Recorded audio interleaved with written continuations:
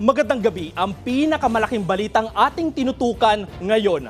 Niyanig ng malakas na lindol ang Mindanao umaga ng Lunes, kasabayan ng pagbubukas ng klase ngayong araw. Hindi bababa sa 19 ang nasawi, habang daan-daan namang residente ang sugatan. Gumuho rin ang maraming infrastruktura at gusali at naglabas ng babala hinggil sa banta ng tsunami. Narito ang ating balitang A to Z.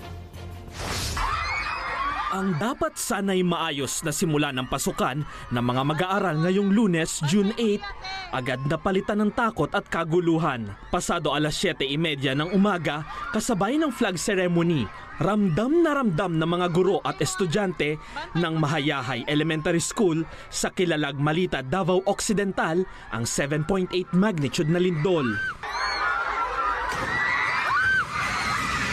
Nakadagdag pa sa takot ang pagbagsak ng isang istruktura na may yero. Bagamat sumunod sa protocol at earthquake drill, hindi maiwasan ng mga bata na matakot at mag-iyakan. Wala naman nasaktan sa naturang paaralan. Nahuglo na dyan, Lord!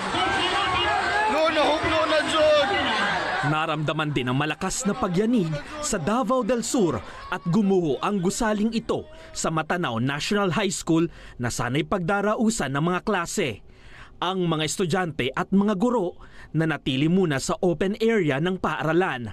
Suspendido na pansamantala ang mga klase habang patuloy na sinusuri ang lawak ng pinsala.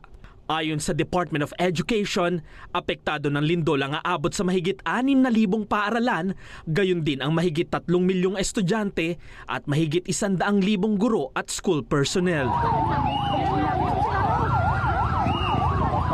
Ramdam din ang lakas ng lindol sa General Santos City. Gumuho ang isang fast food establishment, maging ang mga katabing tindahan nito. Nagkalat ang mga debris sa mga kalsada habang nagtatakbuhan ang marami dahil sa lakas ng pagyanig. Ayon sa National Disaster Risk Reduction and Management Council, hindi bababa sa 19 na individual ang nasawi, habang daan-daan ang nasugatan. Sa ulat ng Office of Civil Defense, natunto ng epicenter ng lindol sa Maasin, Sarangani at naramdaman ito sa maraming bahagi ng Mindanao at ilang lugar sa Visayas. Ito ay ang paggalaw ng Cotabato Trench at kaya po ang mga naapektahan ay itong mga rehiyon nga po sa Mindanao. Sa ngayon po, ang ating pong pamunuan ng NDRRMC kasama dyan ng Office of Civil Defense, ang Department of National Defense, ang DSWD, ang DepEd, ganun din ang DPWH at iba pang mga ahensya. Kabilang sa mga pinakaapektadong rehiyon ang Zamboanga Peninsula, Davao Region, Soc-Sargen at Bangsamoro Region. Kansilado na rin ang ilang flights patungong Jensan dahil sa gumuhong airport nito. Dahil offshore ang pinanggalingan ng lindol, naglabas ng tsunami warning at advisory ang mga otoridad.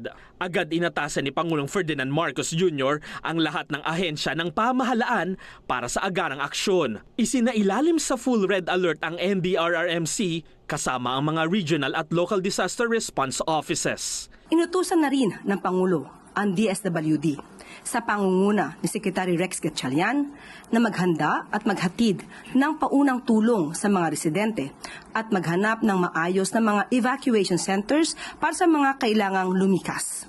Binagindiin ni Pangulong Marcos Jr.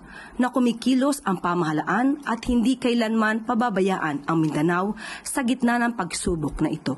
Nanawagan din ng OCD sa publiko na manatiling mapagmatsyag dahil sa posibilidad ng malalakas na aftershocks. Patuloy namang tinitiyak ng mga otoridad ang pagtulong sa mga residente habang sinusuri pa ang lawak ng pinsala at iba pang posibleng mga nasawi, nawawala at nasugatan.